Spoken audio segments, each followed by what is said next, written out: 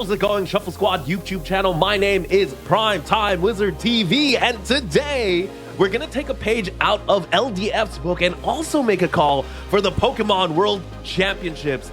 And you know, if I were to attend the Pokemon World Championship right now, I would have picked Mew VMAX. Yes, I think Mew VMAX is in a very interesting and great place in the metagame right now. Mew VMAX, we're no stranger to it. It was one of the best decks in previous formats, multiple formats, in fact. However, right now, that spot does belong to something like Palkia V-STAR. But that could serve as a good thing for Mew VMAX. If everyone is preparing for Palkia V-STAR, maybe Mew VMAX can Fusion Strike system away to the top of the Pokemon World Championship. In fact, I can imagine now someone is going to run absolutely hot. They're going to start the Battle VIP passes on the opening hand. They're going to flip heads on Cram-o-matic, on Catchers, on Cyllene, on very critical moments. And that could be enough. Again, with just a little luck and great skill, they could win the Pokemon World Championship, and hopefully we get to showcase that here today. But before that, of course, if you like what you see, don't forget to like, subscribe, and hit the notification bell to get notified when new videos do come out. Let's get to the deck list.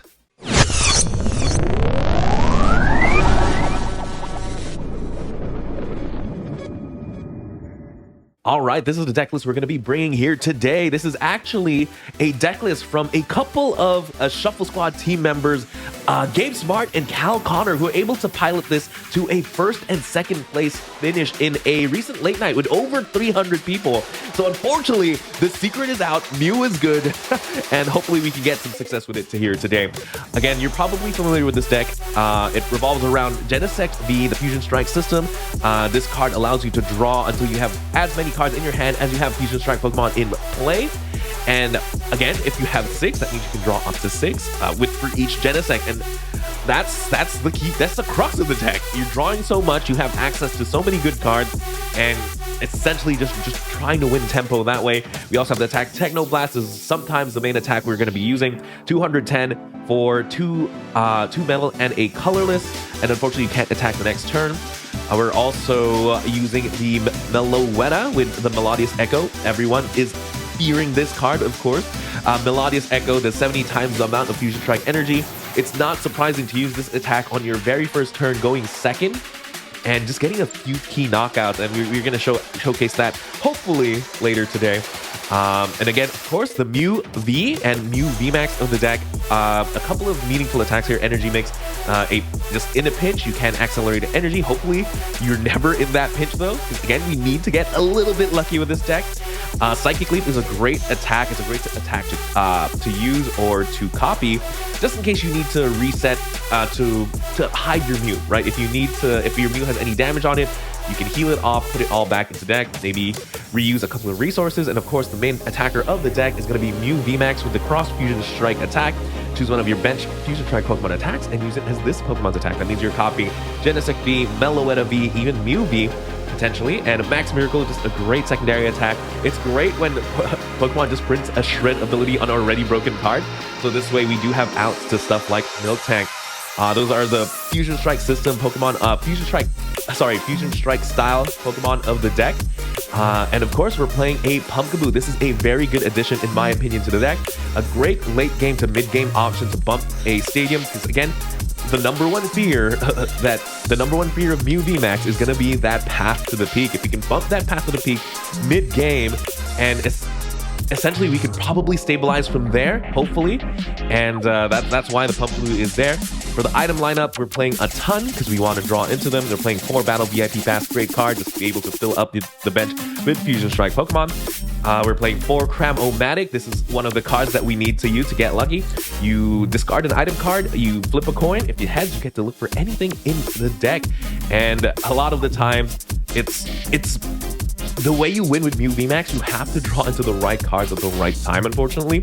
Proper sequencing is very important, and proper resource management for sure, and Cram-o-matic can definitely help out with the sequencing portion of that.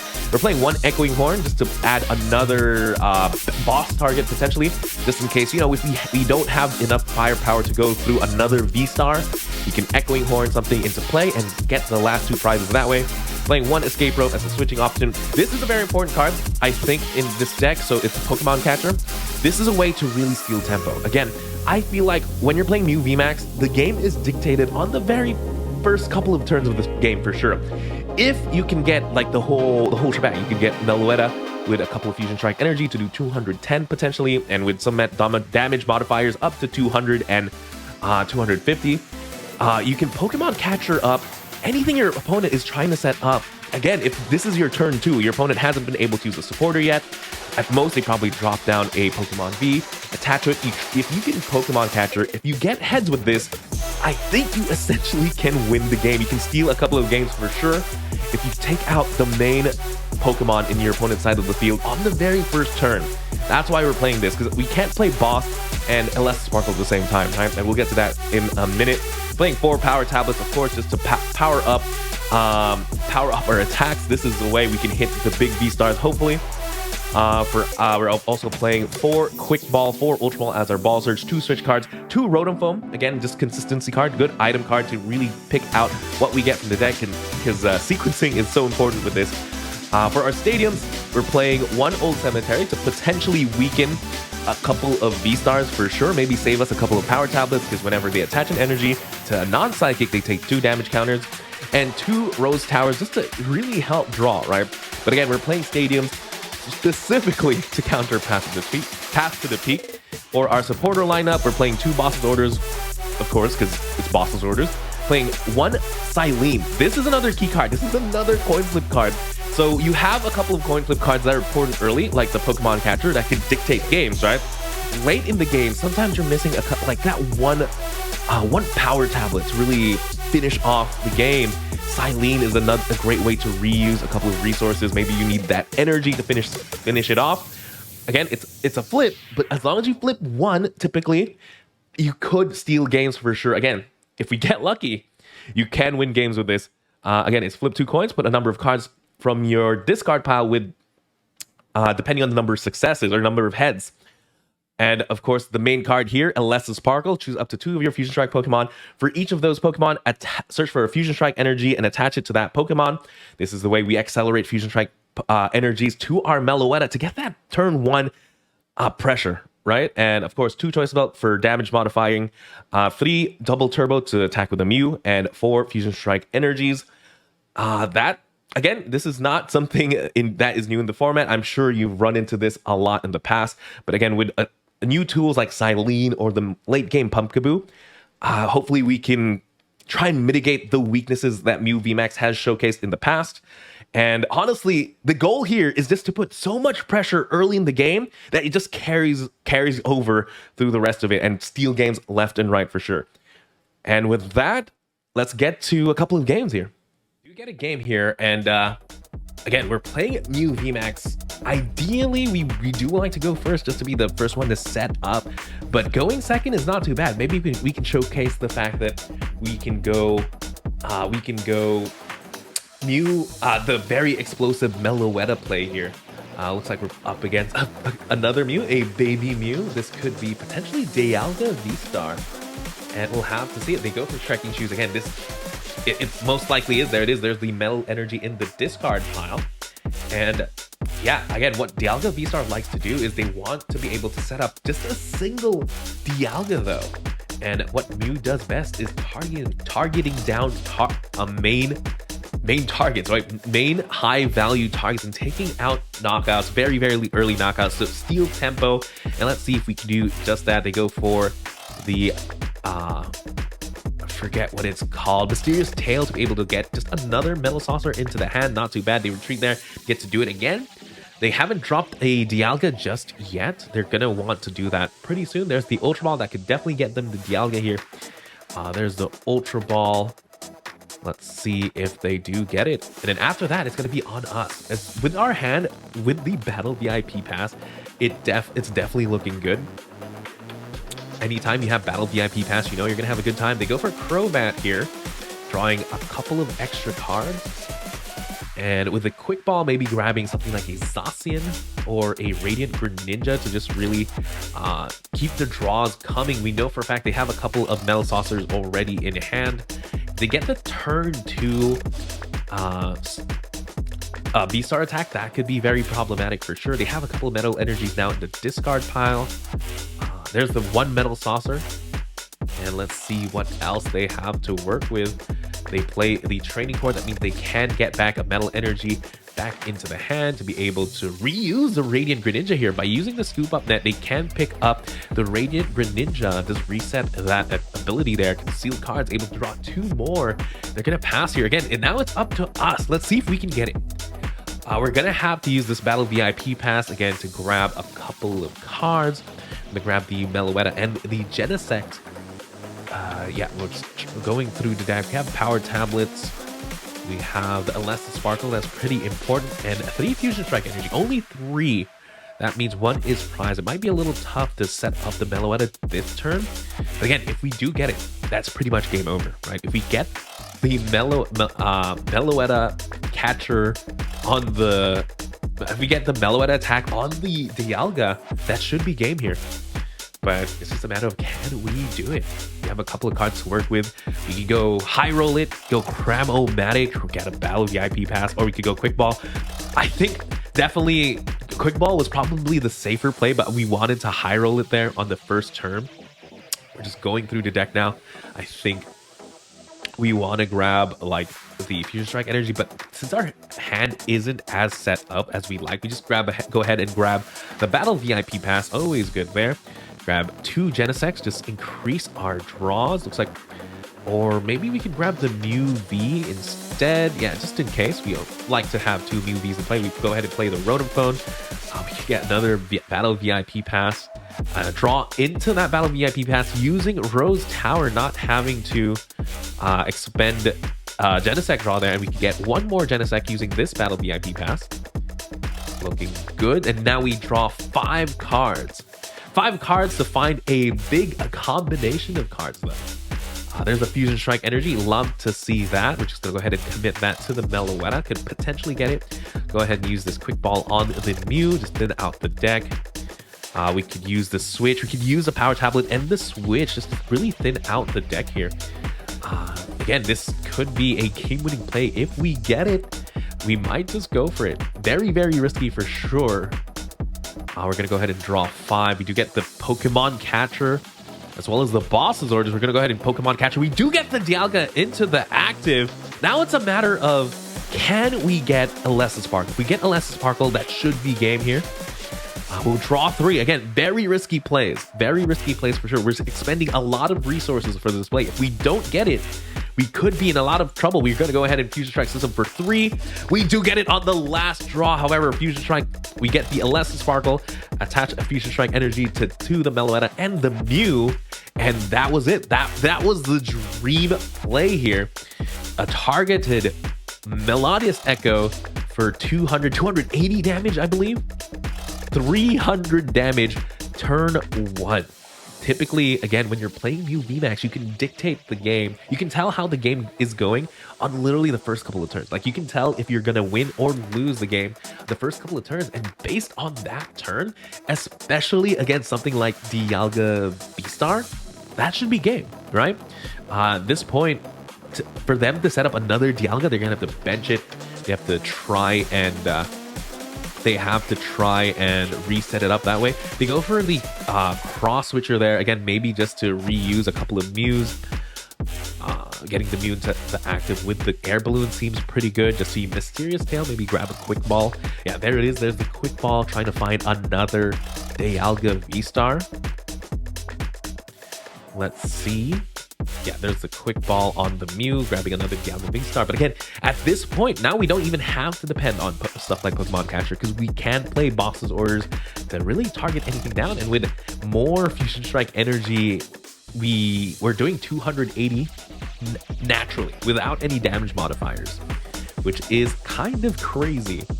And again, Mew just has the power to steamroll. If you get a little lucky with this deck, for sure, you just win games left and right. You can steal games on the very first turn for sure.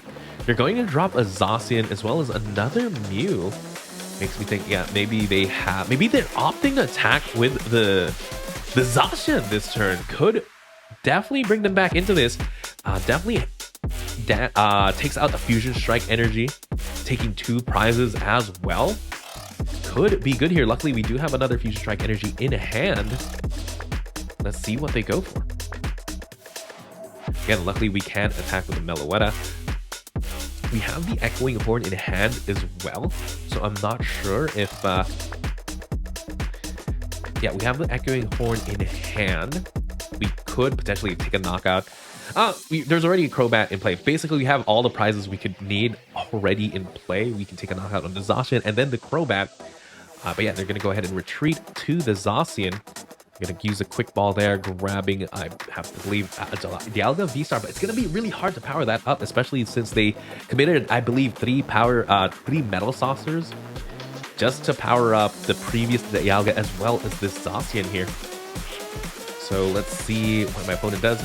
Again, let's see how we respond. We're going to go ahead and just drop the Meloetta. We go into the Mew VMAX. We can drop the Fusion Strike Energy there. At this point, yeah, going for Genesect.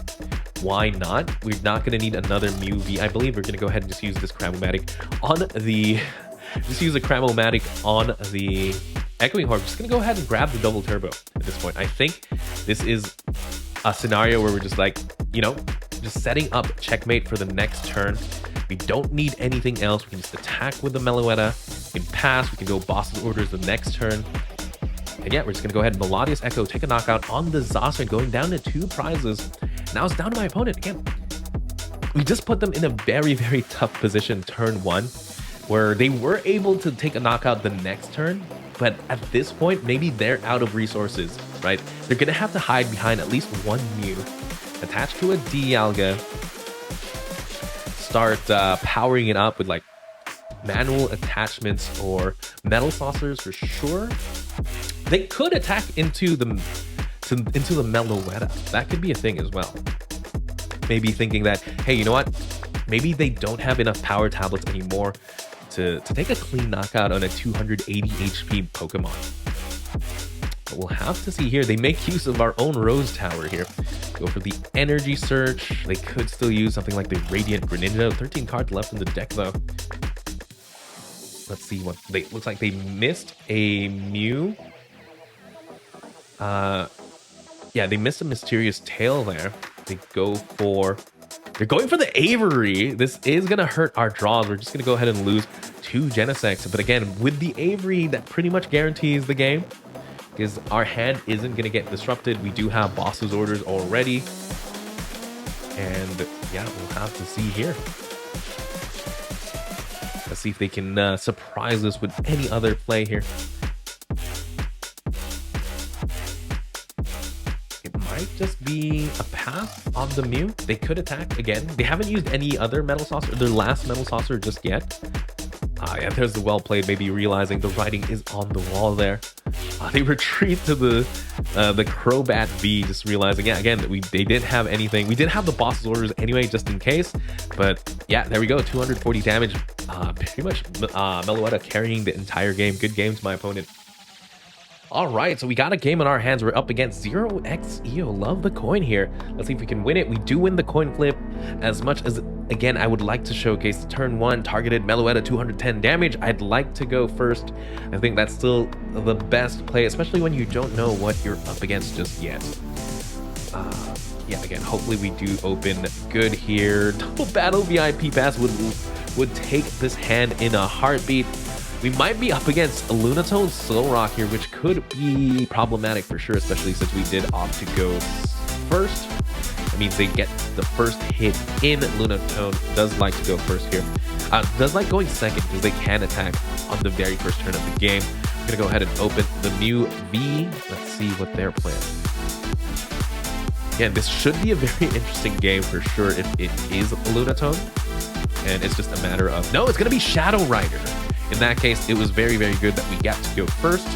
Let's try and showcase the fact that this deck is a very powerful deck.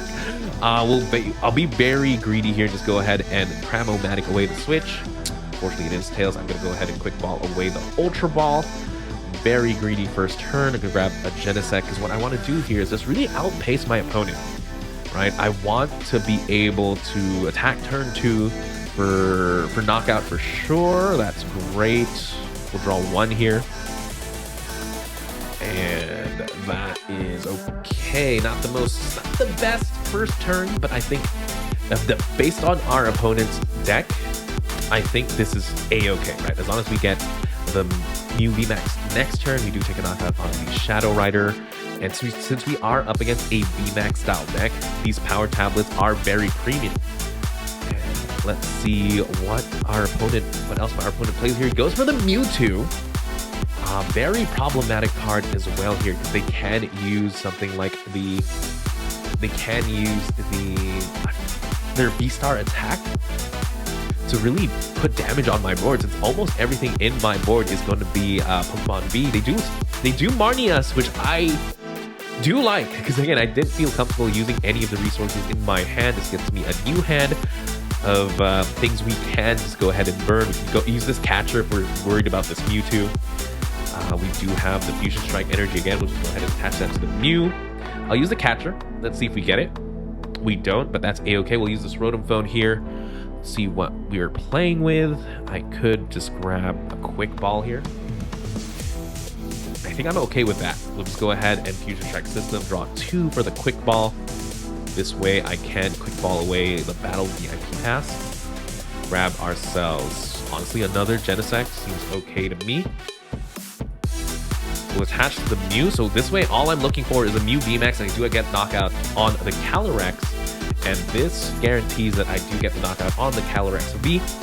If I get the boss's orders, I do take a knockout on the Mewtwo V, which could also be good. Looks like we just get the Mew VMAX here. Here, you know what? I am gonna play the Stadium.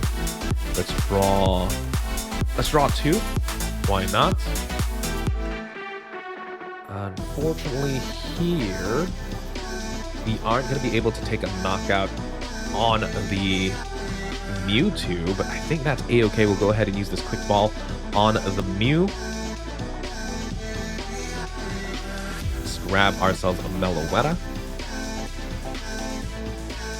Go ahead and use the Elesa Sparkle here to attach Fusion Strike energy. We do have 2 more in the deck. That means this Mew almost ready to go. We get to draw 1 more. Double Turbo is all right. We'll go ahead and retreat here, and I can go ahead and use Melodious Echo. This way I don't need to find a switching card, and we do take 2 prizes. Again, it's just the speed of Mew, all right? If you're playing something off meta, like this Shadow Rider deck, and you don't have like a clean way to really deal with a Mew VMAX. A Mew VMAX can very, very handily just steamroll pretty much the entire deck. And yeah, they're gonna have to play at least another Pokemon here. They weren't able to establish multiple Shadow Riders, which is I'm sure they wanted to have to be able to draw for sure. But if they could get something like the Mewtwo VSTAR, that could be problematic, because then maybe we don't get a big one-hit knockout on it. But based on our hand, we do. And yeah, they do get the energy attachments. And but based on our hand, again, we can slowly start to say, you know what, we almost have checkmate. Especially since we have access to all the Fusion Strike energies. Again, if you're playing against a deck that does take their time, you can opt for the big 280 damage Melodious Echo mid to late game. And looks like they are going to just play a Mewtwo here. They bench another Mewtwo. They don't have an energy acceleration. They don't have the Shadow Rider. This could pretty much spell the beginning of the end. And we'll have to see here.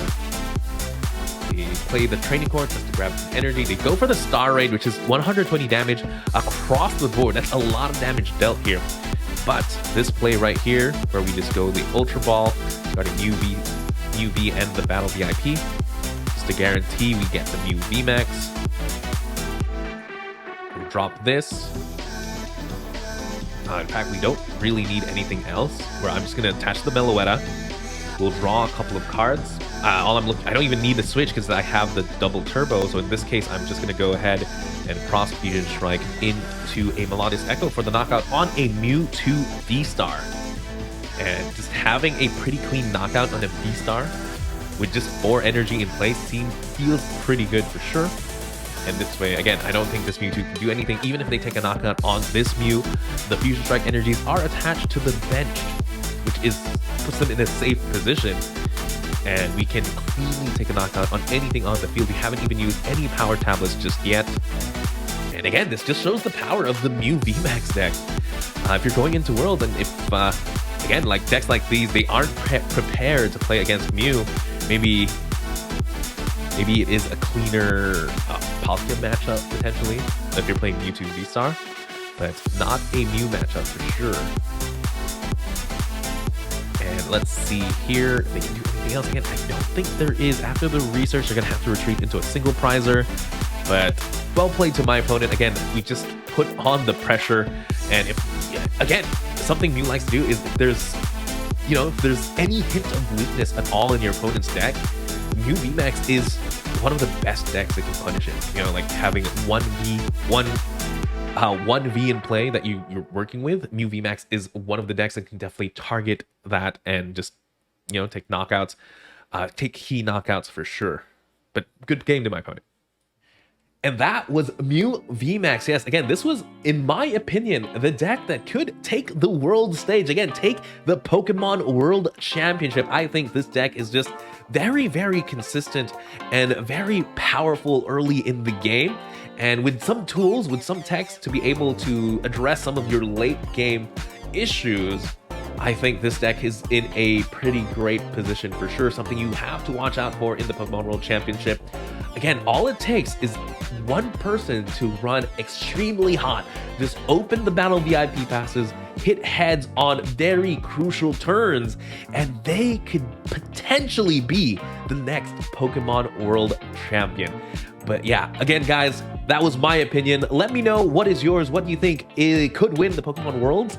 Leave a comment down below. Again, my name was PrimeTimeWizardTV. If you liked what you saw, don't forget to like, subscribe, and hit the notification bell to get notified when new videos do come out. I'll see you all next time. The Shuffle Squad is proudly sponsored by Atlas Collectables, the best place to buy any trading card game product online. Visit atlastcg.com and at the checkout screen, make sure to use code TSS12 to save an unbeatable 12% off your entire order. Atlas Collectables will ship your product anywhere in the world, so make sure you're taking advantage of the 12% savings with TSS12. If you're looking for PTCGO codes, they have them there as well at atlaspokemart.com. And the best part is, the TSS12 code works there as well.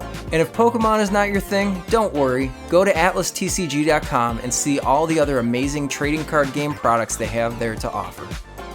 This video is sponsored by PokeXword.com, the best place to get your fill of Pokemon-inspired puzzles. New puzzles are posted every Sunday, and it's a great way to disconnect and have some fun. Not only that, but they also host monthly giveaways on their channel.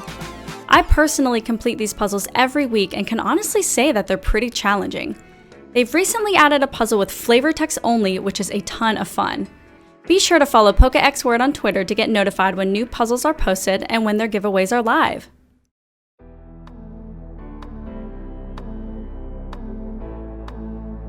Check out the Late Night Series Season 6, brought to you by myself, Zach Lesage, and the Shuffle Squad. We're going to be running a bunch of sick events for the Pokemon community, and they start on August 30th.